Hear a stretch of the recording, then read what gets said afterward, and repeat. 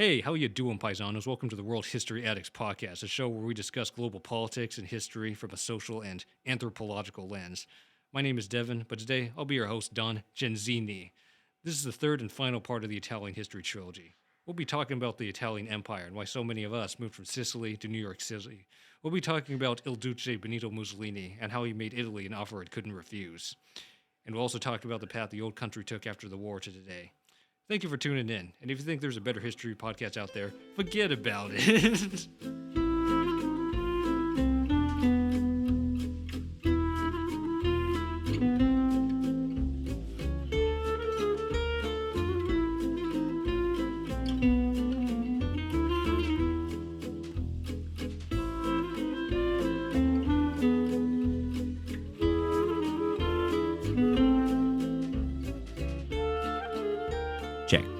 Check. Testing. Forget about it. Forget about it. Hey, how are you doing, paisano? So, Devin, we left off on the last episode talking about the reunification of Italy at the end of the middle modern era? What was it? The early modern era. Early modern era. There you go. After about a thousand years or so. Yeah, 1,000 years of divided disunity. and fragmented and ruled over by outside powers. Okay, so we're moving forward to the modern contemporary era, right? So let's just start in 1871, right? What's going on in Italy? What happens to Italy directly after its reunification?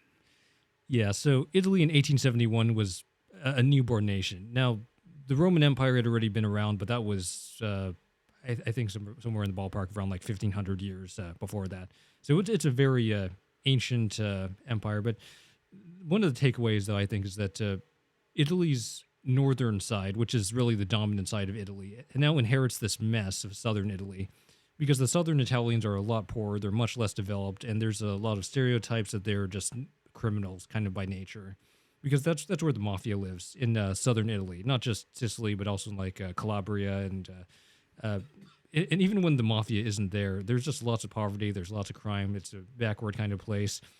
And the northern Italians don't really see much of a hope for making that part of the country better. It's better to just kind of accept that they're not going to be as good as the northern Italians, just leave it at that.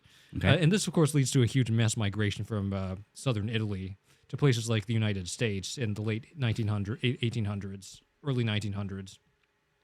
That's actually where Nancy's family came from. Oh, okay. Nancy's a coach here at ICANN, for those who don't know. She's my favorite coach. She's my Sicilian godmother. There we go. Also, anyone listening, please forgive me. I'm getting over an illness, and I'm fine now. My voice might be a little weird, though. I might cough. Sorry.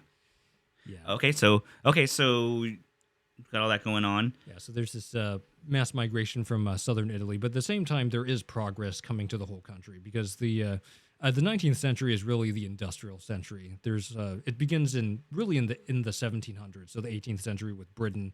But over the course of the 1800s, it spreads across Europe. The Germans industrialized, the French industrialized, several Scandinavian countries like Denmark and Norway industrialized, and of course that leaves Italy too. So they start building up railroads, they start adopting an industrial economic system, they start making factories everywhere. And because of this, Italy is able to start its own colonial empire. Now, the OG empires like the Spanish, the Portuguese, they've actually lost a lot of their power because of the other larger current empires like the British and the French. But there are still some areas of the world that have not been claimed by Europe, like parts of Africa mostly, and I believe some parts of the Middle East, but that comes a bit later. So the Italians start taking up territory in North Africa, and they start annexing parts of East Africa, and they even get into a war with the Ethiopians, which, insanely, they actually lose because they assume that the Ethiopians are just primitive savages like the rest of what they believe Africa to be. But Ethiopia is a bit different because they've had a state structure for many centuries, even millennia.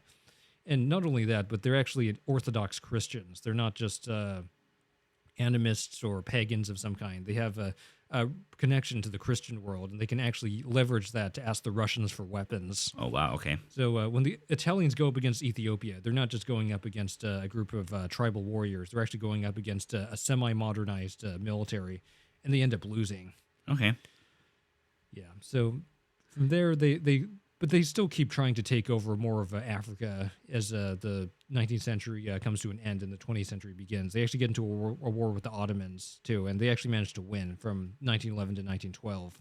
And yeah, that's pretty much what Italy does right after they reunify. They start adopting the ways of the other unified European nation states and go on some colonial adventures of their own. Okay. Now, I know this might be a little unrelated, but we do know that the mob starts to kind of show up around the early 20th century, right? Maybe some from a shadow or whatever. Why do they show up around this time frame, and kind of what's their backstory, right? Because we're talking about modern Italian history. This is going to be familiar to a lot of our listeners now, so we can't talk about Italian history without talking about the mob, you know.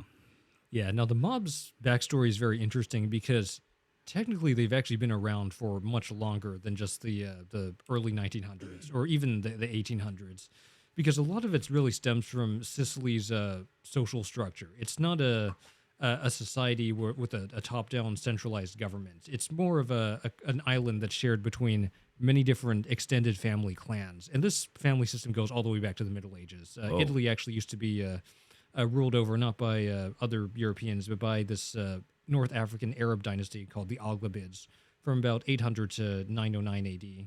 Okay. And that's actually it's actually been argued that the term mafia is actually the Italian pronunciation of an Arabic term, like one that means like secrecy or guardian. Oh, wow. Do you know what the term is at all?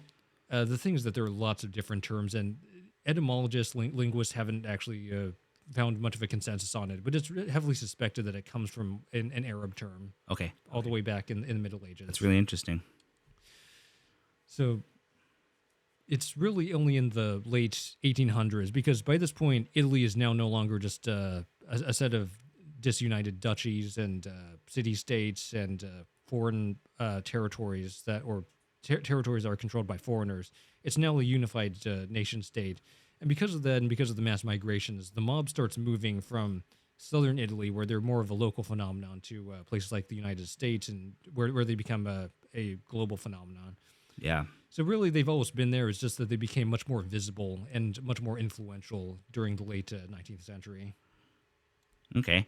So the mafia was more of a 19th century phenomenon. Or, I mean, you mentioned that it goes all the way back, but 19th century is where it comes into, that's where we as like consumers of pop culture start to know about it, right? Yeah, exactly. But what about in the 20th century, in general in Italy? What's going on in the 1900s in Italy? Well, the big event for early 20th century Italy is the Great War. It's World War One. Now, World War One is at the time is also viewed as the war to end all wars, because it had been a very long time since the last great power conflict. There was kind of a minor great power conflict between the Russians, the British, and the French during the Crimean War. That was back in 1853. But the big Great War conflict great power conflict in Europe was really the Napoleonic Wars, all the way back in the early 1800s, like from 1800 to 1815. Okay. And after that war, because so many had died and because it had devastated the continent, the victors put together a system that I suppose you could kind of compare to like the League of Nations or the UN, called the Concert of Europe, where there were checks and balances put into place and that different great powers just agreed not to fight each other.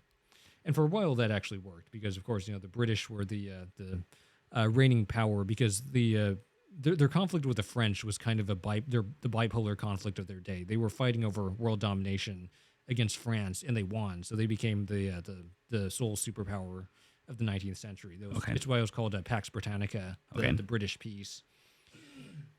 But by the 1870s and 1880s, that starts to change, because Britain is now not the only superpower or great power with ambitions for world dominance. The Germans are now a rapidly rising force. They also have huge amounts of industry, and they have a very different view of what the world should look like.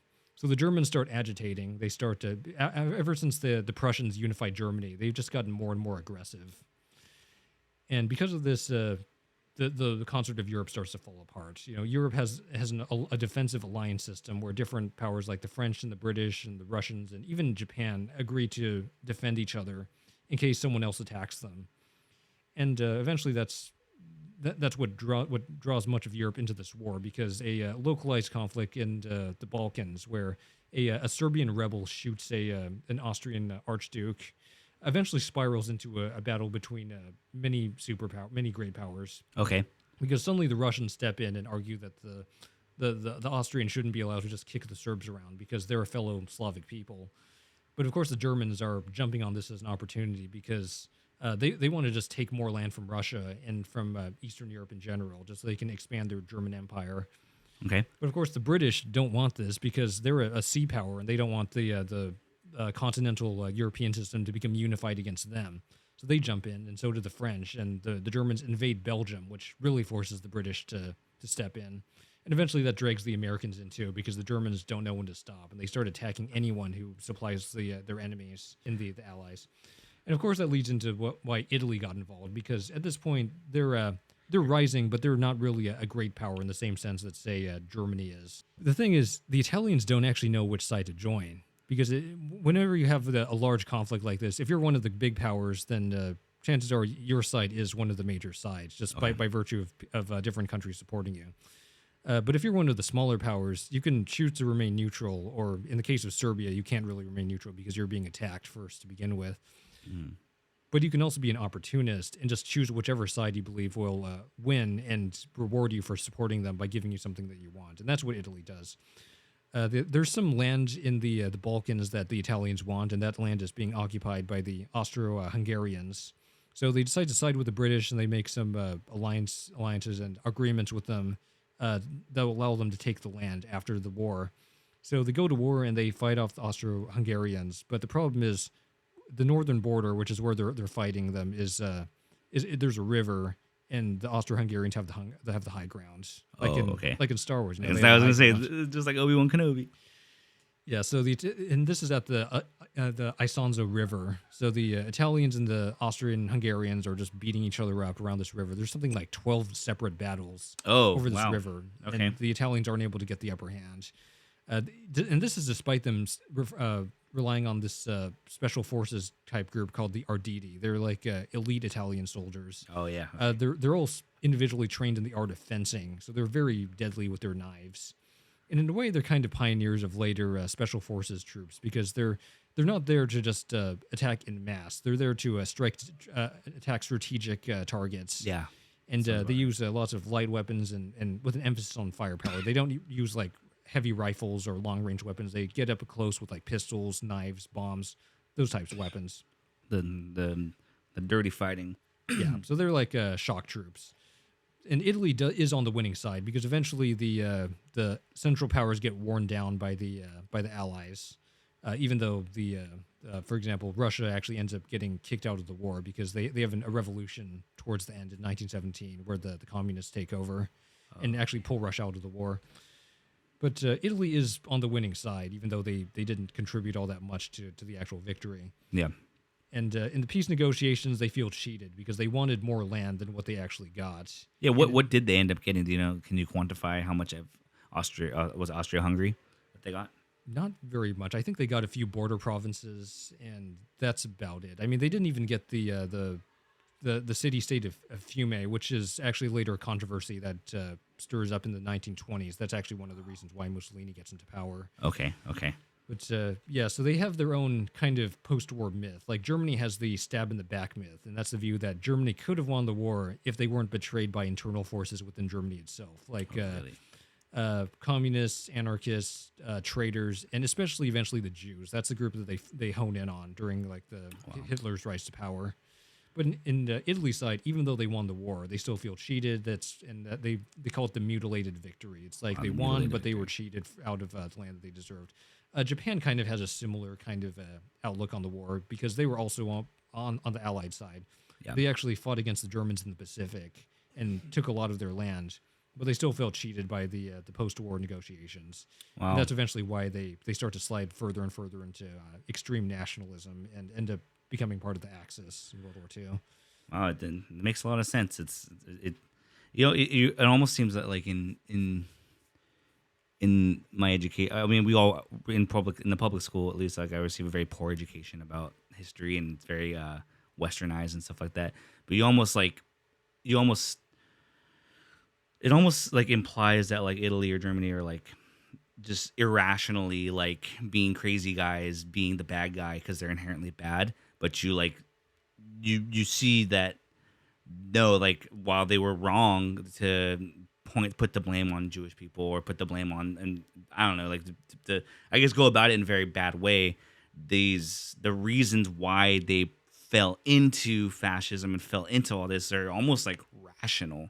That it was like what else were they gonna do, right? Like they felt like they had nowhere else to go almost. So you don't empathize with that, but it does make sense.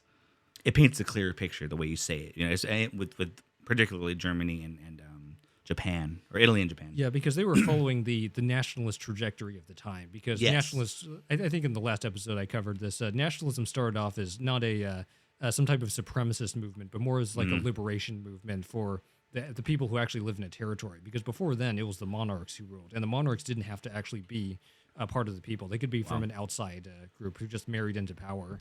Yeah, and I say the word rational because there's an author, and I think he's a political scientist named Michael Parenti. I don't know if you've heard of him. He was more so a very outspoken during the Reagan era, but he wrote a book called Black Shirts and Reds, which we'll get to the whole black shirt thing. But he talks about a lot about rational fascism. Like it's not just crazies being crazy because they're evil. It's very there's a lot of very concrete reasons why fascists did what they did and why they came into power, essentially. Anyways, that being Though, and you can see this because even on both sides of the conflict of World War One, the sheer total war of World War One pushed countries into radical militarism because they realized this is what wars in the future are going to look like. It isn't just border skirmishes, it isn't just colonial squabbles where like one empire steps a bit too far into someone else's colony and they beat each other up to take the colonies. No, it's total wars of like absolute national triumph and defeat. Wow. And if that is going to be the precedent, then countries literally have to be set up from the ground up to fight wars. Wow. And just right there, even without any like racial components, fascism's logic starts to take hold. Wow, yeah, very good, well put. So basically, at this time, Italy does seem to be a little salty. They got the poopy end of the stick, as we'll say. They're salty like that Genoese salami. Aye. So given that, right, how does that president like set the stage for them for World War II? What are they doing before World War II? You know, how does this all lead into their role in World War II? The central figure here is Benito Mussolini. During World War I, he's just a soldier and later becomes a journalist. But he eventually becomes a fascist activist. And interestingly, this is actually after he was originally, I believe, a socialist. It's just I think he got to the conclusion that like socialism was too much about the workers and not enough about like soldiers fighting wars. Because, you know, like I was saying, the Great War set this precedent that future wars are going to be total wars where every single person has to be involved and contribute something to the war effort for them to even have a chance to win. Wow. So, this definitely leads into like the radical militarization of many of these societies. On a side note, this actually also weirdly leads to the influence on the early Zionists, especially the revisionist Zionists like Zev Jabotinsky. He actually modeled his Beitar and Irgun organizations on Mussolini's black shirts. Really? Yeah, it was like, because even though they didn't have a country, they wanted one, and they set up their own self-defense groups and later settler groups in what was then British Palestine. Wow.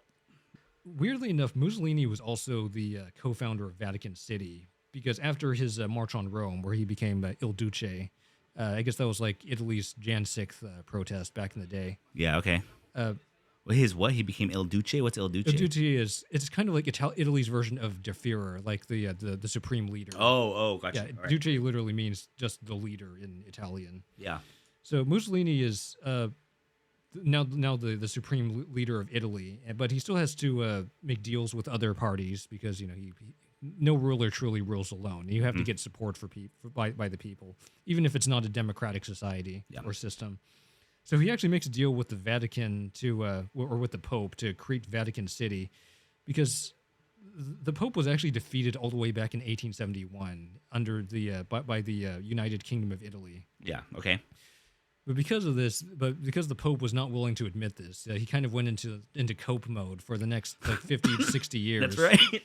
Yeah, and just refused to acknowledge that the Italians had won and claimed to be a prisoner within the Vatican. But in 1929, Mussolini finally put a stop to this and just decided to acknowledge that the Pope is kind of his own entity, and that Yeah. Vatican City is its own country within the city of Rome. It's the smallest country even today. Like Yeah. there are like island countries in the Pacific that are actually larger than Vatican City. Yeah, it's like tiny. It's like square footage. It's like you can literally like put a mall on it or something, right? Yeah, actually, Yeah. it's probably the weirdest country in the world because it's kind of what happens when you get a religious institution like the Catholic Church and try to make it into a country. Yeah. There are lots of things that just don't Ugh. quite match up. So Like- how long was he Like you coping can't for? even really be born a Vatican citizen. You actually have to be born like somewhere else and then go into the Catholic Church and then be approved by the Pope just to become a citizen. Like the system is bizarre compared Wow. to anything else out there. How long was he coping for again? 20 years of cope or something like that? 1871 to 1929. Oh my that gosh. was, I think about 58 years. Imagine coping for 58 years. 58 years of cope, Come man. on, man. All right. Yeah. Also, in this period, there's the Spanish Civil War, which is where the nationalists and Republicans in Spain fight each other and fight a very brutal civil war. I think somewhere in the ballpark of around a 500,000 Spaniards die. Oh, okay. So on one side you have the nationalists under Francisco Franco. There are other right wing factions too, like the Phalangists, who are just much crazier. But the right wing has the support of both Hitler and Mussolini, and the other side, which is the Republicans, are supported more by the Soviet Union Okay. and by just general communists around and leftists around Europe. But of course, Germany and Italy are closer and they're much larger, so they're able to supply the nationalists. And from there, Franco wins and takes over the country and manages to enforce his iron rule on Spain up until the 1970s. Wow. Okay. Great. So that's the interwar era, right? Interwar between World War I and World War II. Now, why does World War II start? You know, I know there's a lot going on. We'll try and focus more so on the Italian role in all this, but we have to talk about why it started and why does Italy get involved and what do they do in the war? Yeah, so like in the First World War, Italy is kind of the third wheel because they're not all that important compared to like the other larger powers. The reason that World War II really starts is that the problems that began in World War I were never really resolved. You know, the Italians were still very bitter about the land they didn't get. The Japanese felt cheated. The Germans still believed that they could rule over Europe, and in the meantime, they had gone through a much more nasty radicalization, where it was less about just German pride and more about Aryan pride and their kind of divine Hyperborean right to rule over the entire world. But starting with Eastern Europe, and they had the right to just kick out anyone who wasn't superior. Okay. So the Italians join in on that. They're actually already fighting wars in the 1930s because they continue to invade Ethiopia. They're going for round 2 this time. Oh, man.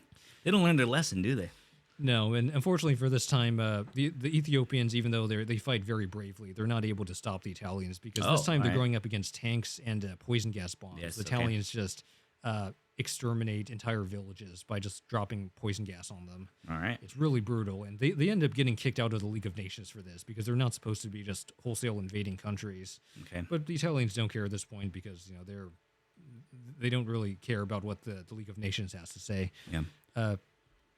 I forget if I went over this earlier, but the Great Depression also was going on in the 1920s and the 30s, and it was especially bad for countries like Italy and Japan and Germany too.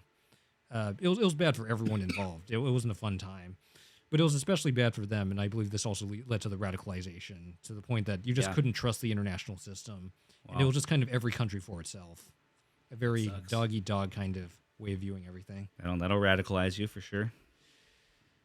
Yeah, and one thing to keep in mind, though, with the Italians is that they're much weaker than the Germans or the Japanese, and they actually end up becoming more of a hindrance to Germany than an asset because they invade Greece and the Balkans without telling Hitler. They just kind of march in, but then they're not able to beat down the native Greeks and Yugoslavs on their own. So they actually have to divert German soldiers to the Balkans to back up Italy.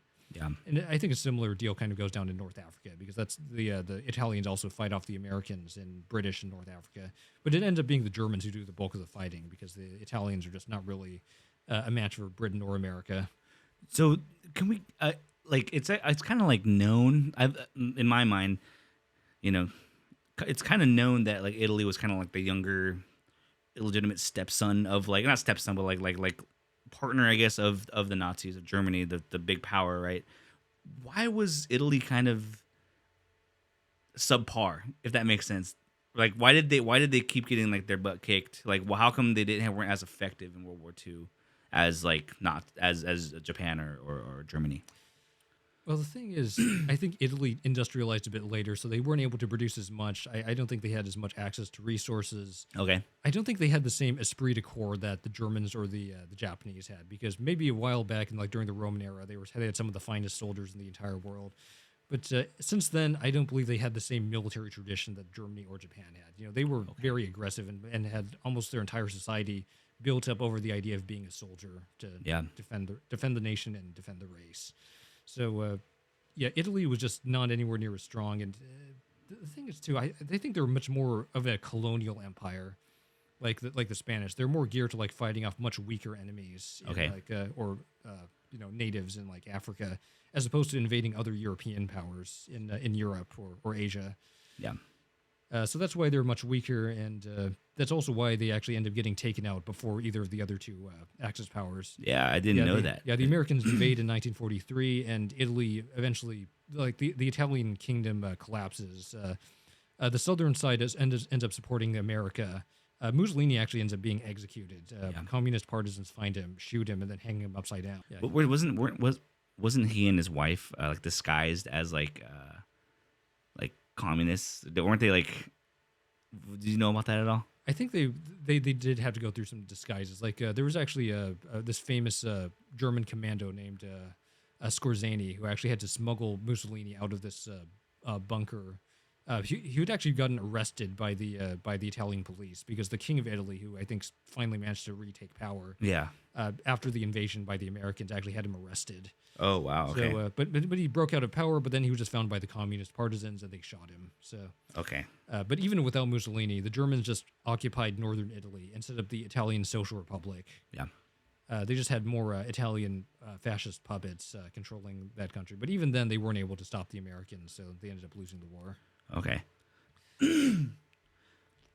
So, what happens to Italy? Like after the death of Mussolini, you said that the king retakes power. Do they kind of just step out altogether of the war, or do they get divided up, or what kind of happens? Well, Italy is put back together again. It's not like Germany, where they're divided into East Germany and West Germany, or like Korea, where they became North and South Korea. Yeah. So Italy's a whole country, but it's still very divided internally, because the problem is, like in Germany, they denazified it. Both the Soviets and Americans denazified Germany. They made sure that all the war criminals were put on trial. Many of them were executed.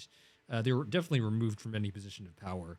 In Japan's case, it's a bit more shady, because they actually ended up letting a lot of war criminals slide. Yeah. But in Italy's case, they really didn't do much of a good job of getting rid of these guys who were behind the Italian fascist war effort to begin with.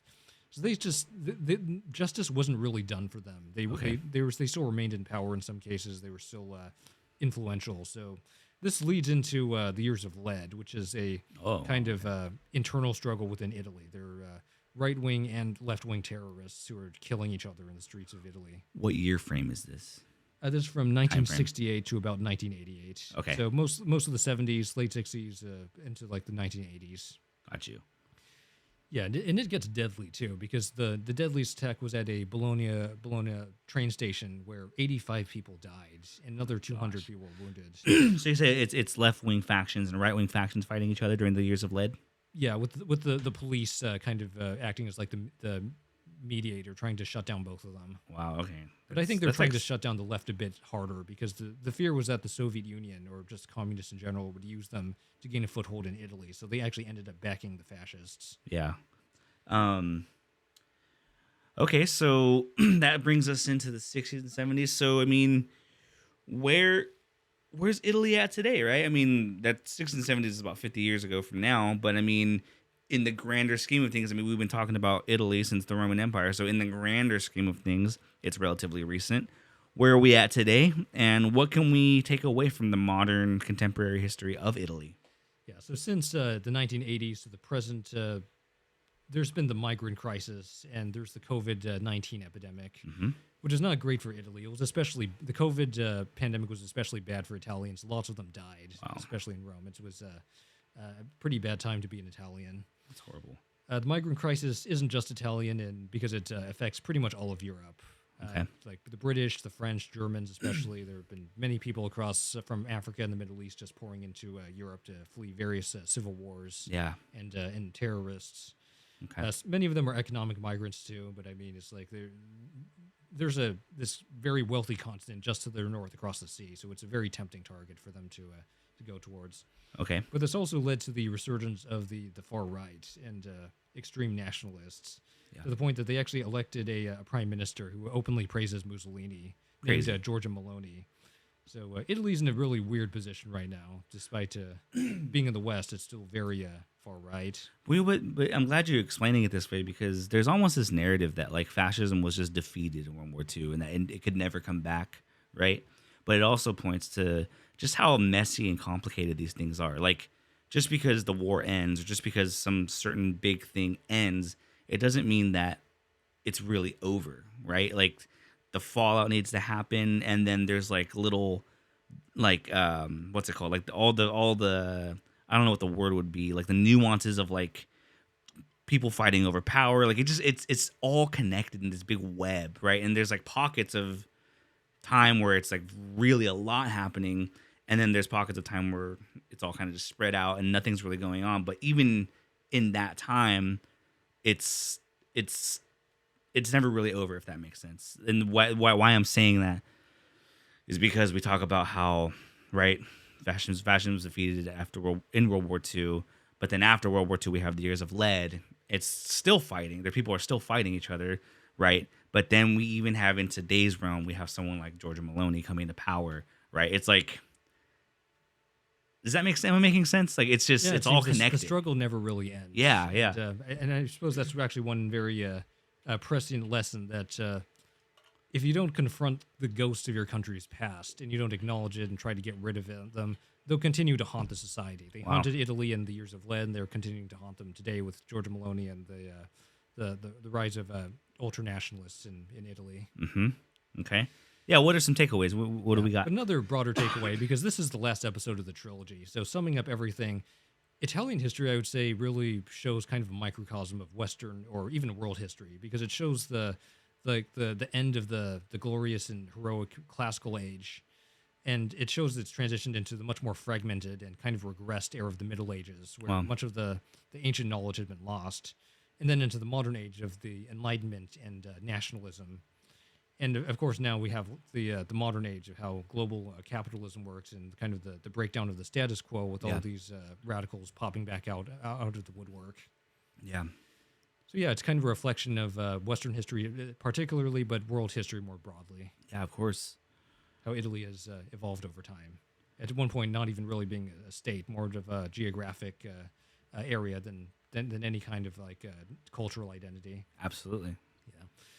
And of course, no matter what you think about Italy's political climate, Italian culture is beautiful. It's arguably one of the most influential and amazing cultures of all time.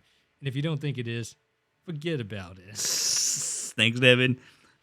We just breezed over a lot of history over this series. I hope the people enjoyed it listening. Yeah, on to the next one. Thanks, Devin. Thank you for your time, Nick. Yeah, you really have a talent for explaining this kind of stuff. Going through the history of Italy over a millennium and a half. Absolutely. No, I'm learning a lot. I've learned a ton. It's really cool. So I don't know what the next series is going to be, but stay tuned, guys, and thank you for listening.